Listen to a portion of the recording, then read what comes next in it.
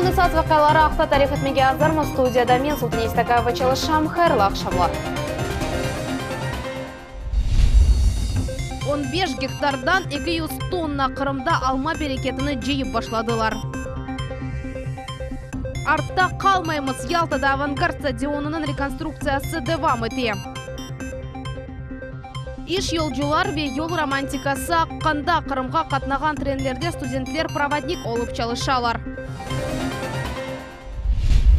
Таврида адлы федераль трассасында Хмечетке Ақярға же қысымының açılığı бір шерден башқа шерге же 40 dakika içinde барып етмеге имкан бережек. Бұл қысымны енді сентябрь айында açmaға планлаштыралар. Основные работы сейчас ведутся в Бахчисарайском районе. Мы ведем укладку по левой стороне по росту пятиэтажа, немножко дальше, туда ближе к приятному свиданию. Укладываем верхний слой покрытия из щебеночно-мастичного асфальтобетона. Но на сегодняшний день трасса Таврида – это самый значительный объект дорожного строительства в Российской Федерации. Bundan gayrı Kerечтен Ахмечетке же yol vaqıtı 2 kerege eksildi. Şimdi Таврида 95%-ға azır. 4 yolaq boyunca hareket sentyabr ayında açılacak. Объект декабрь ayında butunde tapşırılacak. Қырымда алма жиып башладылар. Енді Құрман ve Сеетлер районларында 200-ден зияды тонна мейва топlanıldı. Bizim televizyon takımımız Бахчисарайда yakın бақчаларға yol алып, yazlıq берекетке қимет кесті. Elmas Ablakimova Қырым алмаларының fiyatları ve бақчачылық аққында devam ете. Вот эти яблоки уже созрели. Бахчисарай районын бақчаларында музыка еле язлық алма берекеті жиыла. Мирослав Цымбалюк мұнда бір қач күнден берлі çalışауы студент пара қазанмақ үшін Бахчисарайға Ақярдан келді. Яблоки должны быть желтоватого оттенка, вот, желательно крупные. Вот эти собирать уже можно. Сколько в день вы собираете яблок?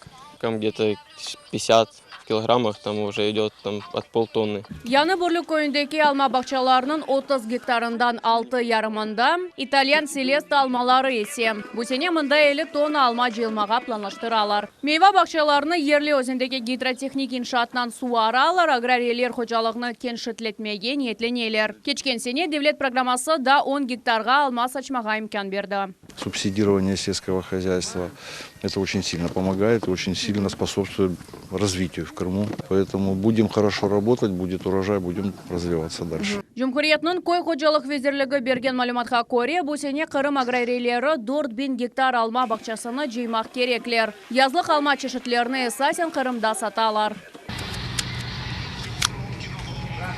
Вот такое вот яблочко, оно вызревшее, косточка коричневенькая. Топнен ве айры 45 рубледен 95 рублеге же. Ербір муштері алмасы чевде өз критерийлеріні құлана. Дешевые крымские наши, что пахли Крымом, понимаете? А эти пахнут? Эти пахнут. Это Нижнегорск. Какой они сок делают? Кечкен сене Қырымда 8000 тонна язлық алма жейділар. Бұ сене де берекет бұндан аз олмайжақ. Сайын кешафына аграриялерге ярым миллиард рублелік субсидия айырдылар. Келечек сене девлет десегіні артмаға планлаштыралар. Эльмас Аблакимова ве Дмитрий Низовой, Миллет үшін. Ялтада авангард стадионының реконструкциясы девам ете. Ишлер демография спорт норма жизни адлы милли лиха черчевесінде алып барыла. Аренаның ескі конструкцияларыны тап кечкен сене декабрь айында бозы башладылар. Шындық құручылық насыл басамақта болынғанына Ленуза Бурсейтова біле.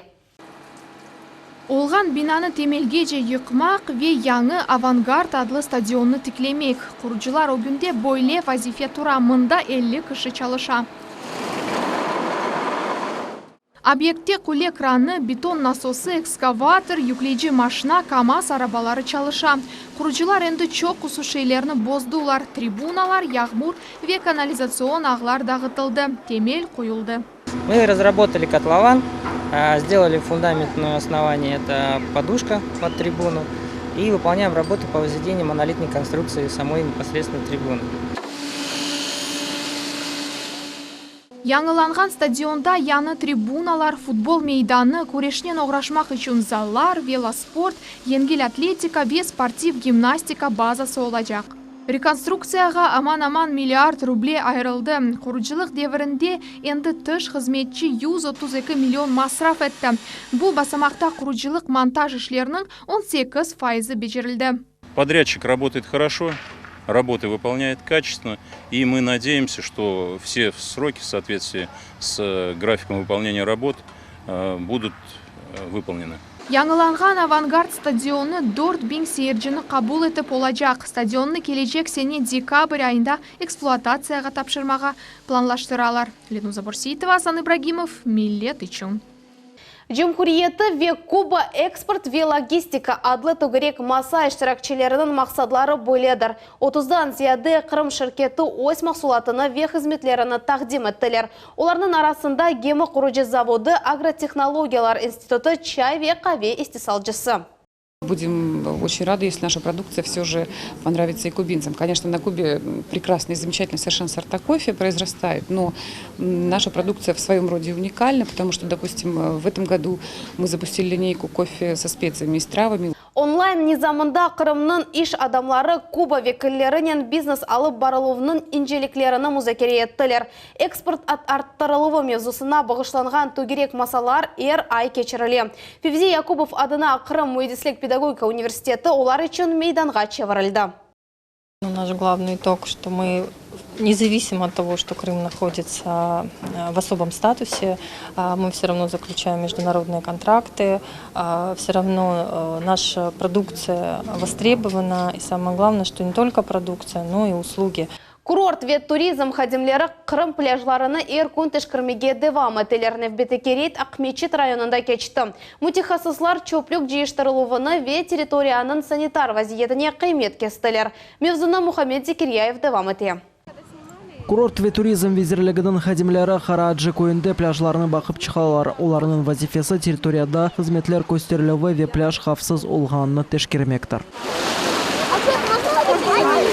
Хуртарджи Николай Краставетти пляжның санитар вазиетіні ve bu yerde тертіп olması için mesuliyetli. За время моего дежурства, в принципе, не было ни одного утопающего. Всех доставали, сразу быстро реагировали. Ратланған адамлар білелер пляжда алкоголь içmek ve denizde sarhoş alda ялдамақ ясақ. Профессионал серфчі Александр Матросов акваторияны катерде айланып чыға. Uzаққа ялдаған адамларны тенбиелей. Хуртарджи айта кечішіт хазаларының огыны алувда дефаларджи иштирах етті. Постоянно кого-то ищем, постоянно, постоянно переживаем, чтобы никто не утонул. И нам будет гораздо легче, если все будут спокойно купаться в прибрежной зоне, которую мы оградили буйками. Визерлікнің хадимлері әнді учинже Кере Ахмезчит районында болуналар. Әвелікі тешкіреулер кетішатында белгіленген бұзулар тезілді. Пляжларының санитар ve гигиена нормалары riayet etili. Эршей Роспотребнадзор идаресінің талапларына көре Хуртарджи денізжілер чалыша. Малюмат стендлері ерлештірілген. В Оленевке рекреационный потенциал этого места с точки зрения природных факторов он очень высокий. То есть прекрасное море, неглубокое, прозрачное, чистейшее в Крыму. Песчаный берег тоже очень чистый. Но не хватало инфраструктуры. Сейчас мы эту инфраструктуру пытаемся дать. Невбетеки тешкеру в Беляус адлы пляжда олды. Мындаки вазиет алны Русияның чешет регионларындан келген мусафирлер тертіп ve қызмет көстерілігінен мемнунлер. Замечательные пляжи, песочек, природа, солнце, еда, чебуреки. Очень все классно, детям нравится. Курорт ve туризм хадимлері ялдав мевсімінің сонына же Cumhuriyet пляжларына күн тешкережеклер. Мухаммед Зикиряев, Алим Сидалиев, Миллет үшін.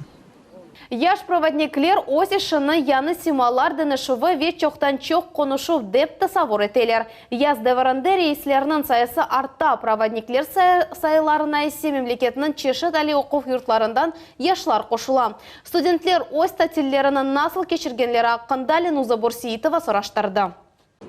Валерия Свинченко енді уч яздан берле проводник олып чалыша. Вагонның сайбесі оларақ о yolcularының оңайтлығыны ве хавсызлығыны қайғыра.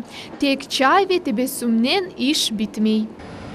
Здесь у нас находится все наше детище, так сказать. Вентилятор, мы видим, работает ли или нет, кондиционер, микроволновая печь, кипятильник, дополнительное отопление, освещение, ручное, автоматическое. Павел Сиваев оз илк рейсіні тебесумнен хатырлай. Айта ки эллері қалтырай ве юрегі урулайды. Это был рейс Москва-Адлер. Был запоминающийся, очень комфортный был состав, номер 202-201, который пускают летом. У нас были, получается, хорошие наставники, начальник поезда Нукри Хусейнович. и хорошие проводницы, которые как раз меня научил многому. Яшлар 3 айлық тәсіл алдылар ве имтихан тапшырдылар. Демир yol хадимлері студентлеріні ичте аямайлар. Оларның іші адди проводниклерінің ішінден ичте фарқ етмей. Бүтін яз студентлер туристлернен берабер ярымадаға ве артқа қатнайлар. Yolcular bu проводниклерні пек бегенелер. Мои впечатления только самые положительные. Во-первых, доброта сопутствовала во время всей поездки. Угощали чаем очень вкусным, отвечали на все вопросы. И у меня никаких нареканий нету. Күлім сиремек, ершейні білмек ве диққатлы олмақ. Наталья Трембова енді 10 жылдан зияде треннің мудиридір. Бұл вақыт девамында онлар же студентке зенатының инжеліклеріні огретті. Знаете, работать со студентами, конечно, нелегкая задача. Но в нашем случае моя бригада оказалась очень хорошей.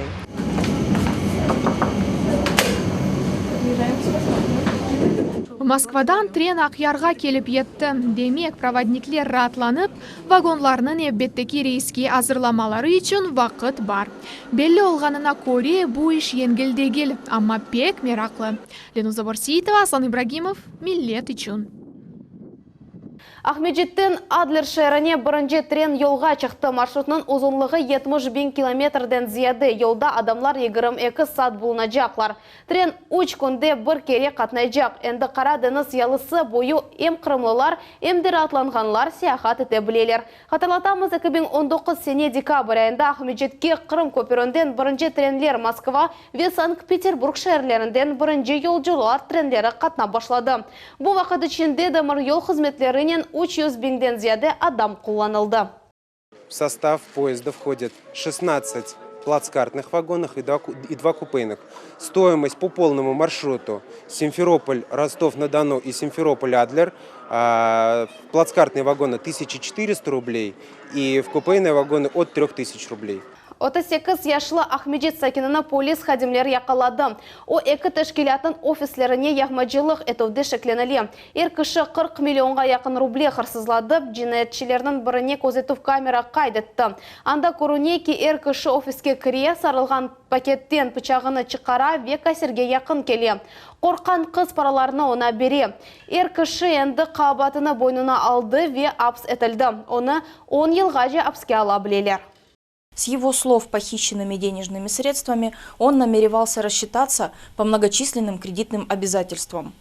По месту жительства злоумышленника проведен санкционированный обыск, в ходе которого изъят нож и одежда, в которой он находился в момент совершения преступления. Следственным отделом отдела полиции «Киевский» возбуждены уголовные дела по признакам преступления, предусмотренного частью 2 статьи 162 Уголовного кодекса Российской Федерации. Сонке сутка девамында Қырым хастаханелерінден 16 кіші коронавирустан тедавиленіп евге қайтарылды. Ковид инфекциясы да 38 адамда таздықланды. Бұқта Сергей Аксенов ичтимай ағларындаки сайфелерінде хабер етті. Умумен Қырым Жүмхуриетінде 595 адамда коронавирус хасталығы белгіленді, беңден зияды тедавиленді. Вазиетна оператив штаб незареті те Жүмхуриет yolбашчысы Қырымларны жемаат топланған ерлерді маска низамыны riayet etmege ve 2 метрлік хавсызлық месафе қалдырмаға чағырды.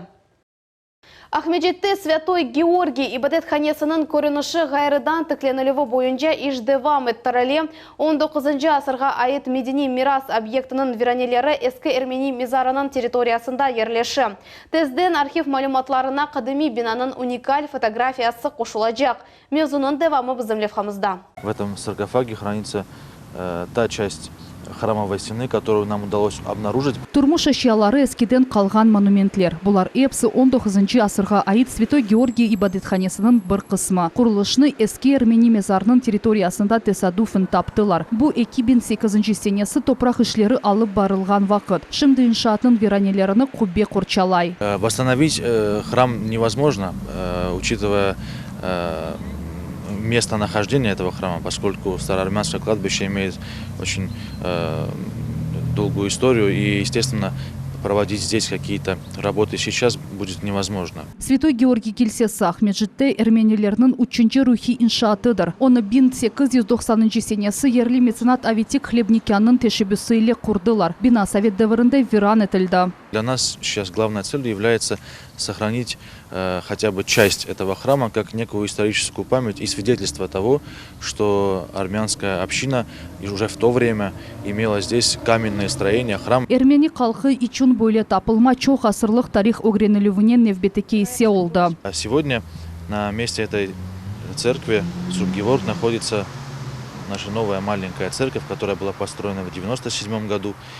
И это единственная, к сожалению, на сегодняшний день единственная армянская церковь в Симферополе, которая собирает наш народ для того, чтобы мы спокойно, полноценно смогли проживать свою духовную национальную жизнь. Якын күнлерде Эрмени джемиятының векилері ибадетханенің уникаль фоторесімні таптылар. Оны Алманияда интернет аукционда саттылар. Оның ақиқилігіні архив малюматлары таздықлады. Бұл фото 1942 сенесі немсе ишғали дәвірінде чекілгені белли олды. Тезден ресімні Қырымға yollayacaklar. Айша Шулакова, Диана Бекмамбетова, Асан Ибрагимов, Милет үшін.